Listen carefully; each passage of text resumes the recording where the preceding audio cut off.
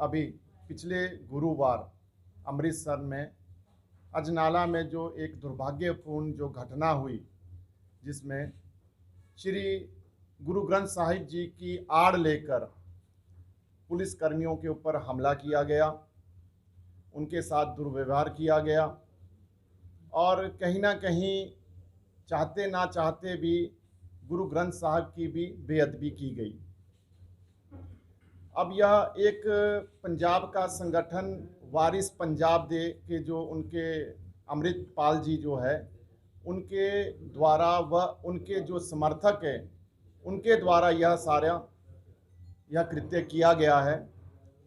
तो मैं श्री हिंदू तख्त की तरफ से इसकी कड़े शब्दों में घोर निंदा करता हूँ। अमृतपाल जी अपने आप को भारतीय नागरिक भी नहीं मानते हैं। उनका यह कहना है कि वह भारतीय नागरिक नहीं है, उन्हें अलग से एक खालसा देश चाहिए जिसमें वह रह सकें, परंतु वह अभी भारत के संविधान के संरक्षण में ही रह रहे हैं। तो यदि वह अपने आप को भारतीय नहीं मान रहे हैं तो क्यों ना उनका पासपोर्ट भी भारत सरकार अपने पास ही रख ले। उनके ऊपर अभी तक क्या कठोर कार्रवाई पुलिस के द्वारा की गई।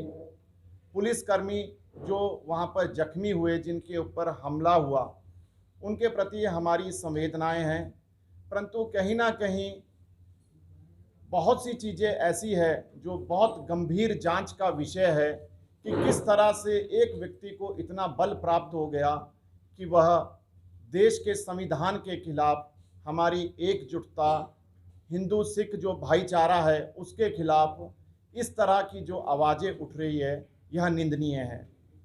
उनका संगठन उनके द्वारा ही, अमृतपाल जी के द्वारा, जो उनकी स्टेटमेंट जो अभी तक जो हमारे पास जो हमारी जानकारी में आई है, वह इसलिए बनाया गया था कि युवाओं को धर्म के प्रति, पंथ के प्रति, नशों से दूर किया जाए, उनके अंदर एक नई भावना का विस्तार किया जाए।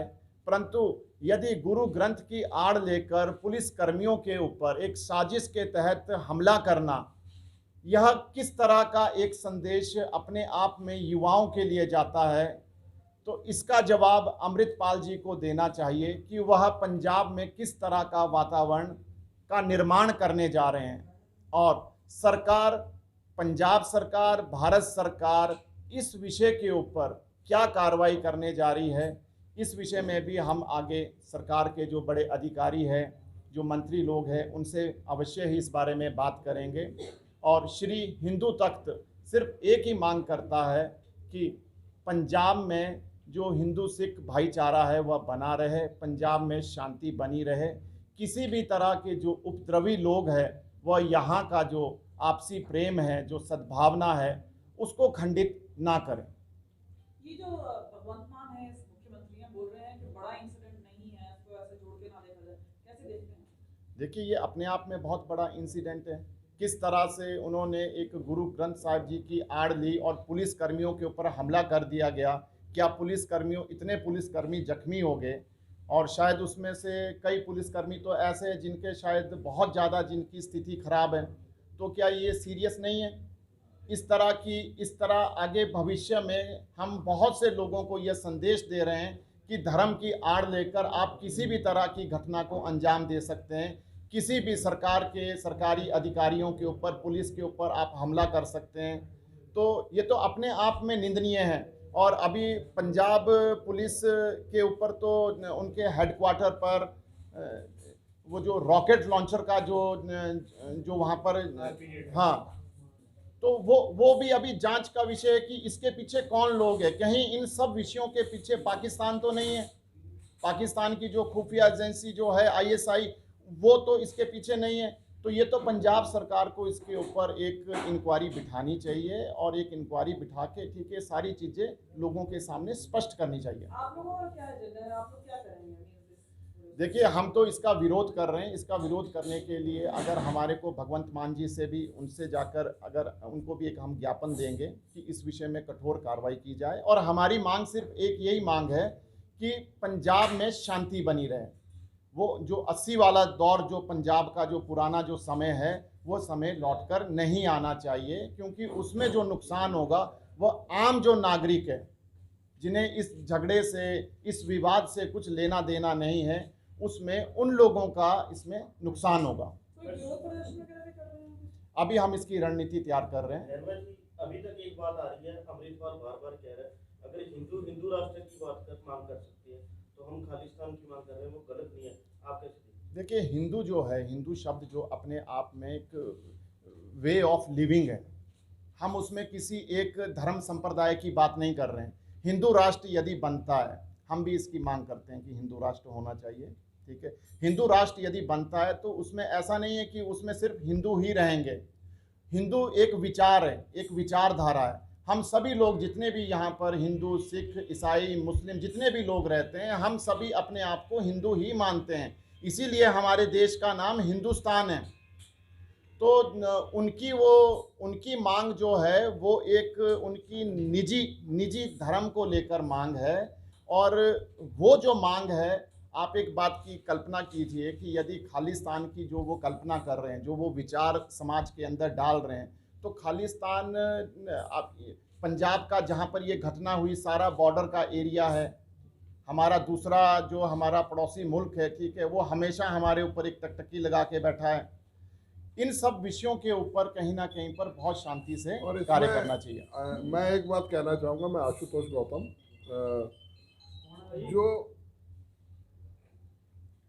जो आपने प्रश्न किया है कि मांग उनकी, ये मांग एक पूरे धर्म की नहीं है, ये कुछ लोग हैं, कुछ लोग जो हैं जो माहौल ख़राब करना चाहते हैं।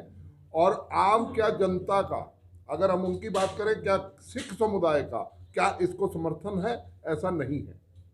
आम जो स्वामी जी जिस तरीके से अमृतपाल खुलेआम बयान दे रहे हैं और डीजीपी के खिलाफ ये बोले हैं कि अब कुछ नहीं मेरा कोई बिगाड़ सकता, और जिस तरीके से उनकी भाषा है, क्या वो लगता नहीं कि वही एक तरीके से माहौल को खराब करने वाली है? और इस तरीके से जो अब अजनाला में हुआ, जिसका आप जिक्र भी कर रहे हैं, अब ऐसा अब नई तरीके की शुरू हो जाएगा ऐसे, अगर किसी कैदी को छुड़वाना है, किसी को छुड़वाना है, तो ऐसे थाने पे जाके धावा बोल दो और वो अपने छुड़वा लेंगे।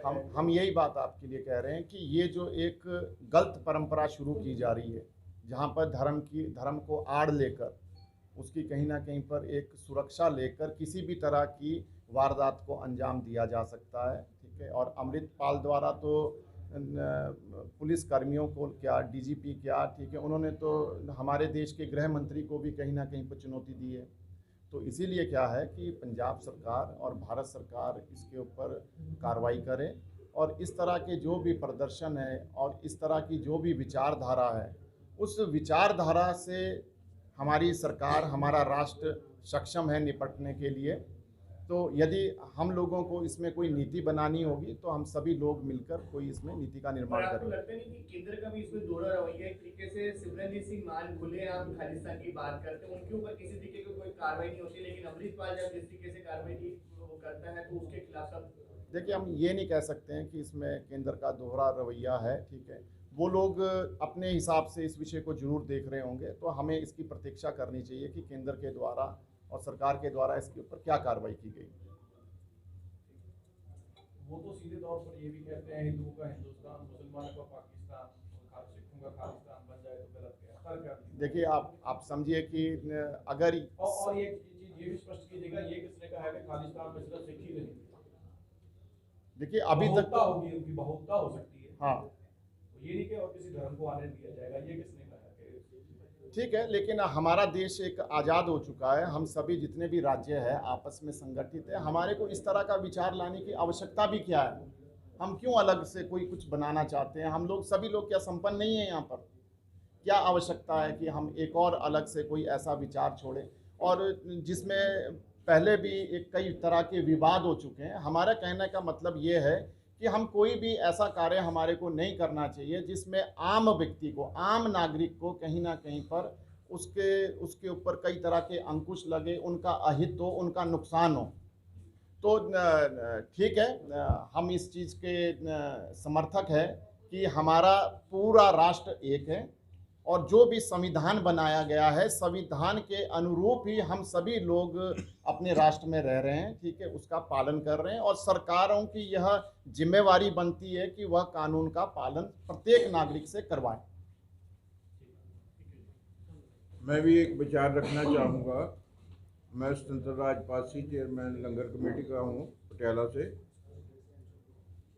जो आज के हालात बन रहे हैं वो बहुत ही दयनीय हालात हैं। हम ये देख रहे हैं कि सरकार इस चीज़ को कंट्रोल करने के लिए असमर्थ है, क्योंकि पंजाब में पहले ये त्रासदी 20 साल देखी है, जिसकी वजह से पंजाब 50 साल पीछे चला गया। जो पंजाब की तरक्की है, लोग पंजाब में आज भी इन्वेस्ट करने के लिए मन में थोड़ी सी भय रखते हैं। अगर ऐसा वातावरण होगा तो पंजाब में कोई इन्वेस्टर नहीं आएगा।